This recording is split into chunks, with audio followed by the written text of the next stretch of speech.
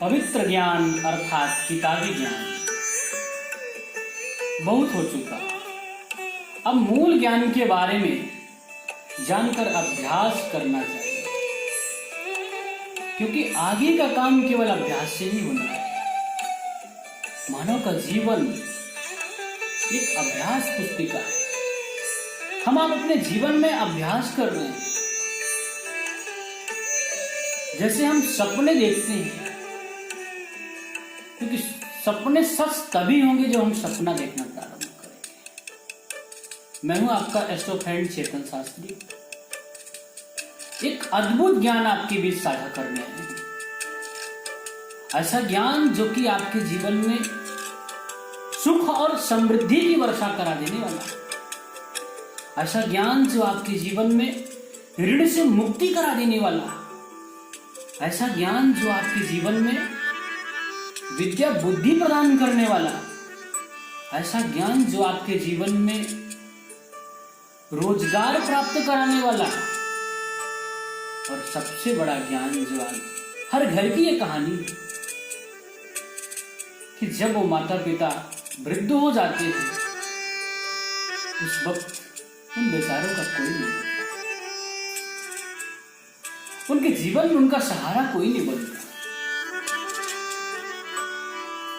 ऐसा ज्ञान जो अपने माता पिता के जीवन में संस्कार पैदा कर दे। ऐसा ज्ञान जो अपने बच्चों के जीवन में संस्कार पैदा कर दे। लोगों ने मेरे साथ प्रश्न साझा किया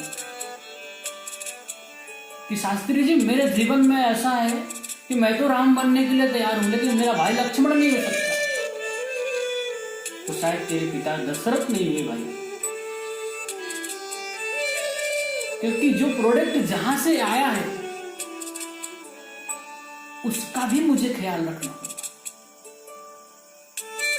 मैं कुंडली का विश्लेषण करता हूं, आपके जीवन का विश्लेषण करता हूं, आपके और मेरे बीच की मोहब्बत का मैं विश्लेषण करता हूं, लेकिन आपके माता पिता जैसे पवित्र देवता देव मूर्ति का विश्लेषण मैं नहीं कर सकता। तो स्वयं आपकी अंतर आत्मा में बैठा परमात्मा ही कर सकता है। तो माता पिता आपके परम मूल तत्व हैं और एक तरीके से मानिए कि चलते फिरते देवता हैं, जो जितने दिन आपके जीवन में रहने आए हैं उतने दिन उनकी सेवा कर लो, जीवन सुखी होगा। आइए मूल विषय की ओर बढ़ते हैं। सबसे बड़ी समस्या व्यक्ति के जीवन में आती रहती है कि गुरुजी मैंने पैसे दे दिए, अगला व्यक्ति मेरा पैसा नहीं देगा, वो कब तक मेरा पैसा लौटा देगा। हम आप बच्चों को पढ़ने भेजते हैं, लेकिन वो दिशा, वो स्थान का चयन नहीं कर पाते। उस दिशा और उस स्थान का चयन हम नहीं कर पाते। उस दिशा उस स्थान का चयन करने के बाद ये मान के चलिए कि आपके जीवन में सुख ही आएगा। आपके जीवन में सफलता कदम चूमेगी आपकी, इसमें कोई संशय नहीं। ये चेतन शास्त्री नहीं कह रहे, ये शास्त्र कहता है। और ये कोई ऐसा शास्त्र नहीं है कि हमारे बुजुर्गों के उंगली पे गिना हुआ शास्त्र है। वो हमेशा उंगलियों पे गिन करके, जैसे गांव में अगर आदमी जाता है, मैं गांव में अगर विश्लेषण करता हूँ पत्रिकाओं का, तो गांव का जो बुजुर्ग है वो कहता है कि गुरुजी आपने उंगली में कुछ गिना नहीं। वाकई में पहले ये चमत्कार हुआ करता था। ऐसे ज्योतिषी गांव में रहते थे, उनके पास कोई पुस्तिका नहीं होती थी, कोई कागज कलम नहीं होता था, वो केवल उंगली पे गिन करके ऐसे करते। तो आज मैं ऐसे ज्ञान को आपके लिए साझा करूंगा जो आप उंगली पे बन के घर बैठे ज्योतिषी बन सकते हैं। आपको 12 राशियों का ज्ञान होना चाहिए भली भांति, और उन राशियों के साथ साथ उन राशियों के स्वामी का ज्ञान होना चाहिए भली भांति, और राशियों के साथ राशि का अक्षर सूची चोला अश्विनी, ये जो सूत्र है आगे चल के मीन राशि पर सूत्र लागू होता है। क्योंकि सारा सूत्र हम आपको इस वीडियो में नहीं बता सकते, बहुत लंबा हो जाएगा, इसको प्रारंभिक मैंने बता दिया है। इस प्रकार आप इसको चाहे तो कहेंगे तो अगली वीडियो में इसको बनाने का हम प्रयास करते हैं। फिलहाल आप आजकल चार्ट मिलते हैं, चार्ट में लिखा रहता है, जो भी चार्ट वगैरह आपके घर में कैलेंडर इत्यादि होंगे उसमें सभी लिखा रहता है। तो अक्षरशः आप उससे इस ज्ञान को साझा कर सकते हैं। उंगलियों पे गिन करके आप अपने जीवन में तरक्की पा सकते हैं। तो आइए सबसे पहले हम प्रश्न करते हैं विद्या का। प्रथमम नार्जिते विद्या, पहले में अगर आपने विद्या का अध्ययन नहीं किया तो आपने जीवन में किया क्या करेंगे आगे चल के। तो विद्या का हम भाव रखते हैं।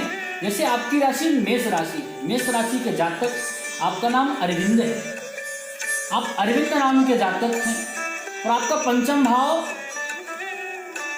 सिंह राशि का आता है जो कि विद्या का क्षेत्र है, जो कि विद्या का क्षेत्र है वो सिंह राशि का आता है। तो सिंह राशि में माक्षर बना मुंबई, तो आपको कहाँ पढ़ाई करनी चाहिए? मुंबई में करनी चाहिए। और उसके बाद आपने कहा भैया मुंबई तो बहुत बड़ा है, मैं मुंबई में कहाँ पढ़ाई करूंगा? उसमें भी मुंबई में मलाड, माँ अक्षर से जो भी गांव जो भी शहर आए उस शहर में आप जाके पढ़ाई करेंगे तो आपको तरक्की प्राप्त होगी। आप जिस विद्या को अध्ययन करने के लिए अपने घर का परित्याग करके आप गए हैं उस विद्या को प्राप्त करके घर लौटे हैं। और उसके बाद हम अब चर्चा करते हैं आपके जीवन में सबसे बड़ी चर्चा यह होगी कि अब समय आ गया है विवाह का।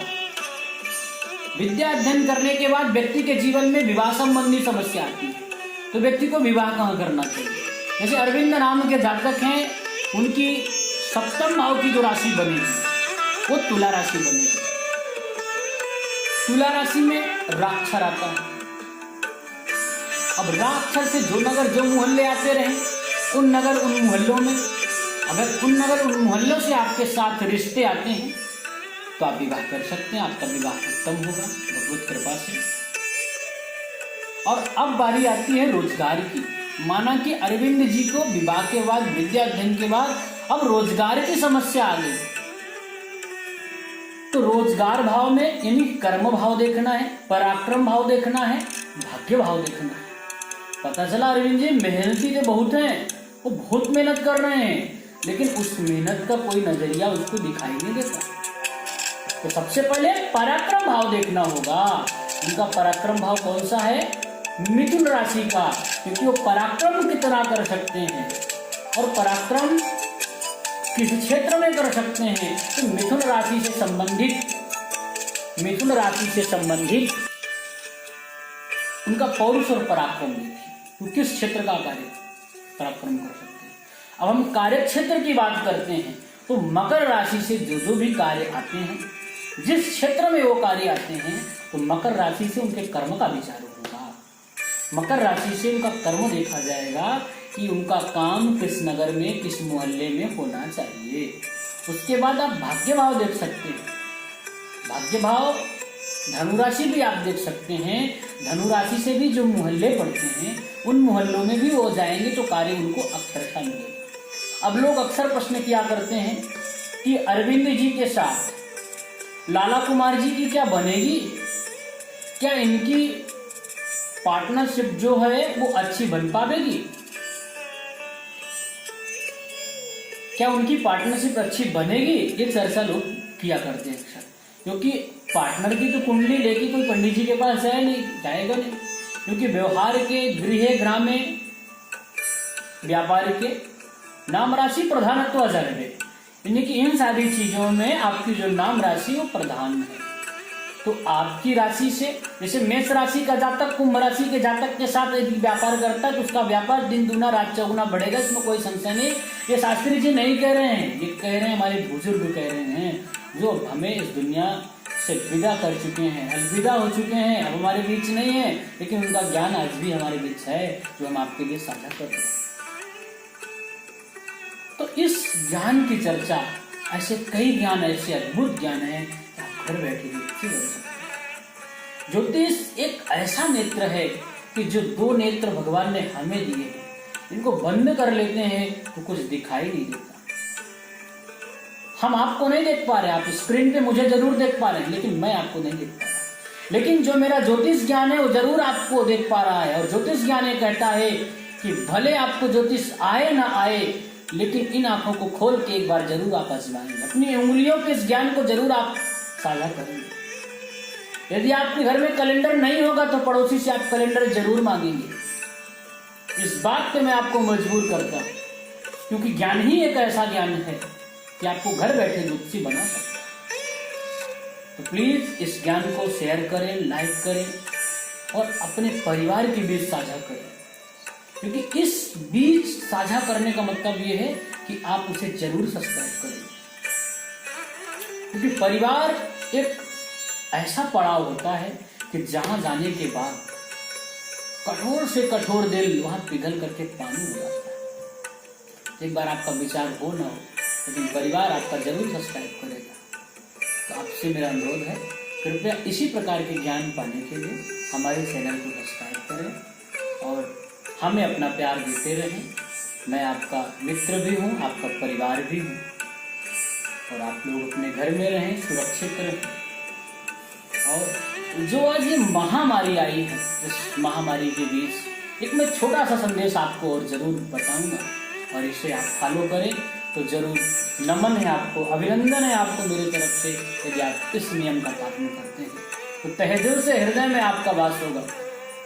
जो गौ माता आज पीड़ित है, लोग गरीब की मदद करने तो बहुत जाते हैं मेरे प्यारे, हम तनों पत्तों की सेवा करके क्या कर लेंगे? हम जड़ में पानी डालना प्रारंभ करें, हम अपनी जड़ों को मजबूत करें, तने पत्ते तो अपने आप हरे भरे। ये भारत सोने की चिड़िया कहलाता था, यहाँ कोई गरीब नहीं हुआ करता था। राजा होते थे, मंत्री होते थे, और उनकी प्रजा होती थी। प्रजा कैसी होती थी? यदि आप अपने घर में बच्चे को पालने में डुलाते हैं ना, ऐसे हमारे यहाँ राजा भोज हुए थे, अपनी प्रजा का इतना पालन करते थे। आज वो समय चला गया प्यारे, वो क्यों गया? आज मेरी गौ माता इतना ज्यादा पीड़ित है, गौवंश का श्राप है कि आज यहाँ महामारी फैली, और आज तक किसी ज्योतिषी ने ये आपको नहीं बताया होगा कि महामारी किस कारण से आई। कोई कहता मंगल शनि का योग बना है, कोई कहता राहु का योग बना है, पहले भी बना था, ऐसा कभी नहीं हुआ। एक ट्रेन की यातायात मुंबई और थाने के बीच पहली बार ट्रेन चलाई गई थी, उस दिन से आज तक कभी ट्रेन बंद नहीं हुई थी। लेकिन ये 25 तारीख का दौर, 25 मार्च हमारे और आपके जीवन में इतिहास क्या, जीके के इन पन्नों पे बहुत बड़ी लाइन लिखने वाला है। ऐसे जीके के पन्ने बनाए जाएंगे, नोट बनाए जाएंगे, बच्चे उसको पढ़ेंगे, और एक बहुत बड़ा सवाल खड़ा होने वाला है कि बताओ कौन से सन में लॉकडाउन हुआ। चलिए, जो आज संसार में नहीं है, इस लॉकडाउन के समय एक दुखद घटना भी आई है कि हमें अपने प्रदर्शन के द्वारा प्रसन्न करने वाले ऋषि कपूर नहीं है, उनके लिए भावपूर्ण श्रद्धांजलि है, और श्रद्धा से युक्त श्रद्धांजलि है। आप सब इस श्रद्धांजलि को भी अपने मन में धारण करें, और हमारे संसार में ऐसे अमर सपूत ऐसे पुनः जन्म लें, और हमारी इस भारत की भूमि को, इस सृष्टि को ऐसे अपने मनोरंजन की दुनिया को और आगे बढ़ाएं, क्योंकि हैप्पीनेस शरीर में बहुत आवश्यक है। क्योंकि जितना ज़्यादा प्रसन्न होंगे, प्रसन्नता आपके जीवन में सारे रोगों को मारती है। हमने पिछली वीडियो में बात किया था कि क्रोध क्यों, और क्रोध तो सारे ग्रह देते हैं, लेकिन यदि चंद्रमा आपका बहुत एक्टिव हो, क्रोधी नहीं हो सकते हैं, ये मेरा मानना है। तो सब लोग अपने गांव में, नगर में, मोहल्ले में गौवंश को बचाएं, लोग देसी गाय का पालन करें। भगवान कृष्ण जिन गायों का पालन करते थे, उन्हीं गाय का पालन करें। कम से कम अपने घर में 5 गाय को रखें, क्योंकि आपका जो शरीर है ये पंच तत्व से बना है। 5 उंगलियां हैं, छिद, जल, पावक, गगन से। इन चीजों से यह अधम शरीर बना है, जो नाशवान है, आज है कल नहीं रहेगा। तो आपसे मेरा भावपूर्ण विनम्र निवेदन है कि आप सब अपने घर में रहें, सुरक्षित रहें। संसार के लिए आप एक व्यक्ति हैं, लेकिन अपने घर के लिए पूरी दुनिया है।